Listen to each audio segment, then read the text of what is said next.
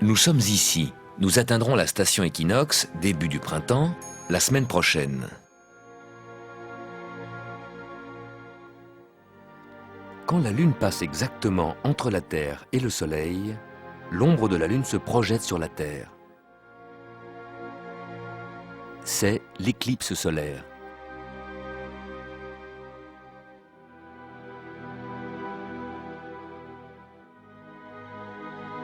Si la Lune couvre si bien le Soleil, c'est que le Soleil et la Lune nous apparaissent de la même taille.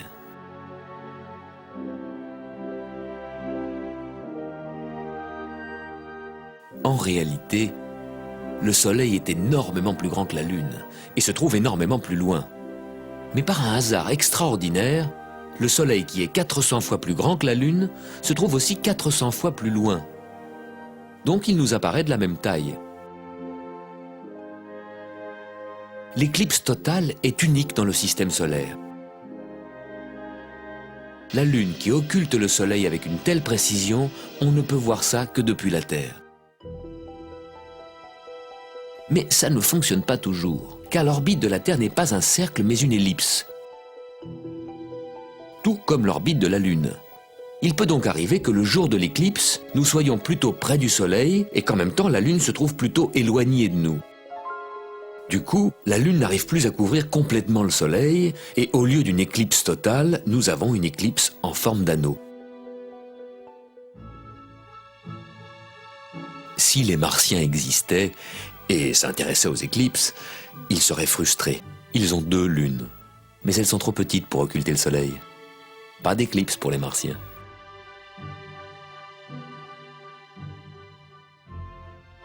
En principe, il devrait y avoir une éclipse solaire tous les mois, car la nouvelle Lune traverse l'axe Terre-Soleil chaque mois. Mais ce n'est pas le cas, parce que l'orbite de la Lune est légèrement inclinée par rapport à l'orbite de la Terre, et l'ombre de la Lune va passer soit au-dessus, soit en dessous de la Terre. Pour que l'ombre de la Lune tombe pile sur la Terre, il faut que la Lune se place exactement dans l'axe Terre-Soleil. La Lune doit passer au point qu'on appelle le nœud, ni trop tôt, ni trop tard. Quand cela arrive, il y a éclipse totale.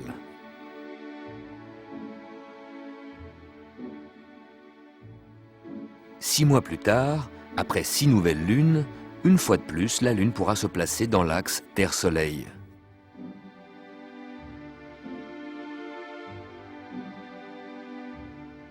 Il y aura éclipse, mais si la Lune arrive au nœud en retard, ce sera seulement une éclipse partielle. L'ombre de la Lune ne fera que frôler la Terre. Éclipse partielle.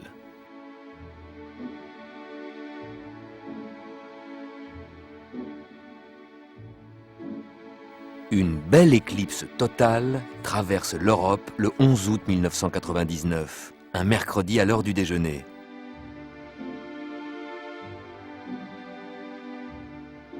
Et voici la trajectoire d'une éclipse totale aux Antilles le 26 février 1998. C'est très rare de pouvoir observer une éclipse totale du Soleil. Il n'y en a qu'une ou deux chaque année. Et comme la zone d'ombre totale est une étroite bande d'environ 200 km de large, il faut beaucoup de chance pour être au bon endroit, au bon moment.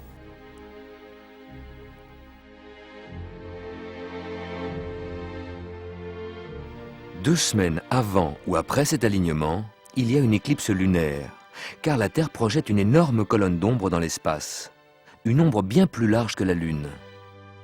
Donc 2 semaines avant ou après l'éclipse solaire, la Lune va plonger dans l'ombre de la Terre. Tous ceux qui sont sur la moitié nuit de la Terre pourront voir l'éclipse de la Lune. Vous verrez l'ombre de la Terre, notre ombre, se dessiner sur la pleine Lune et l'obscurcir.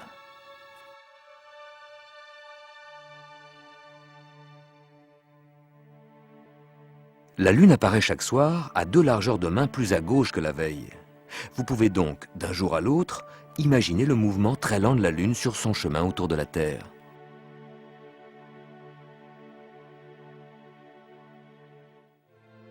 À de très rares occasions, on peut voir le mouvement de la Lune en direct, quand la Lune apparaît près d'une étoile, par exemple près d'Aldébaran. Aldébaran est une étoile lointaine, mais elle peut nous servir de repère pour voir le mouvement de la Lune.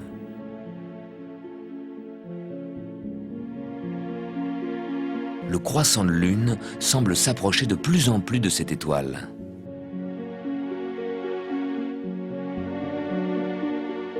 Et tout d'un coup, avant que le croissant les rejointe, Aldébaran disparaît, comme effacé du ciel. C'est que l'étoile a été cachée par la partie non éclairée de la Lune. Au bout d'1 heure et 20 minutes, Aldébaran réapparaît. Si l'on regarde avec des jumelles, c'est comme si un petit ballon lumineux s'envolait lentement de la Lune.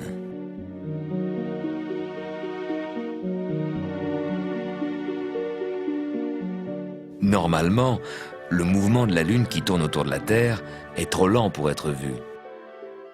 Mais ce soir-là, grâce à Aldébaran, on pouvait enfin voir la Lune bouger.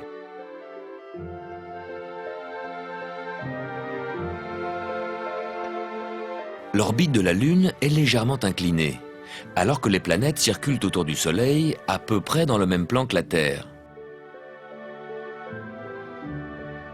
Sauf Pluton. Son orbite est inclinée de 17 degrés.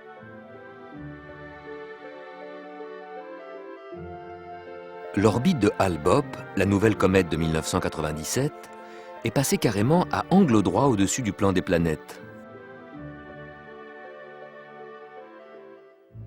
On la voyait donc, à son passage près de la Terre, un peu au-dessus de l'endroit où le Soleil s'est couché.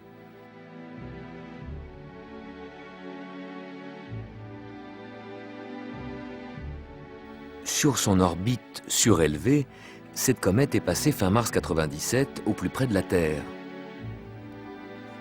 Une semaine plus tard, au plus près du Soleil, puis elle a plongé vers le plan des planètes. Mais pendant ce temps, la Terre a avancé sur son orbite et le Soleil s'est glissé entre nous et la comète. On ne la voyait plus.